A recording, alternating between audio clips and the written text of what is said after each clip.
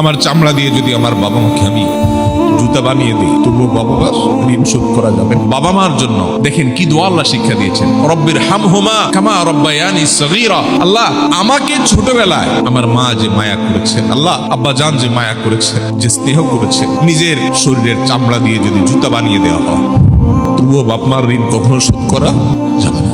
আমার চামড়া দিয়ে যদি আমার বাবা মাকে আমি জুতা বানিয়ে দিই তবুও বাবা মার ঋণ শোধ করা যাবে না। মসজিদে হারামে এক ব্যক্তি তার মাকে কাঁধে নিয়ে হজের মতো কঠিন কষ্টসাধ্য কাজ, একাই চলা যায় না হজে, কোথায় আরাফাত, কোথায় মিনা, কোথায় মুজদালিফা, কোথায় মক্কা, তওয়াফ, সাই, জমারাতে পাথর মারা, একই দিনে এত কাজ, মাইলকে মাইল হাঁটা, লক্ষ লক্ষ মানুষের ভিড় ঠেলে কঠিন কাজ। এর মধ্যে এক ব্যক্তি নিজের মাকে পিঠের উপরে কাঁধের উপর তুলে তিনি তওয়াফ করছেন। এক সাহাবীকে দেখে বলছেন, আমি আমার মায়ের হক নিশ্চয় আদায় করেছি। মানে তার মধ্যে আত্মতৃপ্তি আসছে যে এত কষ্ট যে মার জন্য করছি, মা আমাকে দুধ পান করিয়েছেন, গর্ভে ধারণ করেছেন, তো এই কষ্টের মাধ্যমে তো তার ঋণ অন্তত শোধ হয়েছে। ওই সাহাবী বললেন, না, হয় নাই। এটা সম্ভব না যে তুমি মায়ের ঋণকে এভাবে তুমি কাঁধে নিয়ে 2-4-5 দিন 10 দিন কষ্ট করলে আর তার ঋণ শোধ হয়ে যাবে, সম্ভব না। আব্দুল ইবনে আব্বাস রাদিয়াল্লাহু তাআলা আনহু বলেছেন যে তুমি বাবার সামনে এরকম জামা ঝাড়া দিয়েছো জাস্ট ধুলা পরিষ্কারের জন্য, সামনে তোমার বাবা বসা ছিলেন, তুমি বেয়াদব। কারণ পৃথিবীর আল্লাহ রাসূলের পর সবচেয়ে বেশি তোমার শ্রদ্ধা পাওয়ার উপযুক্ত তোমার মা এবং বাবা।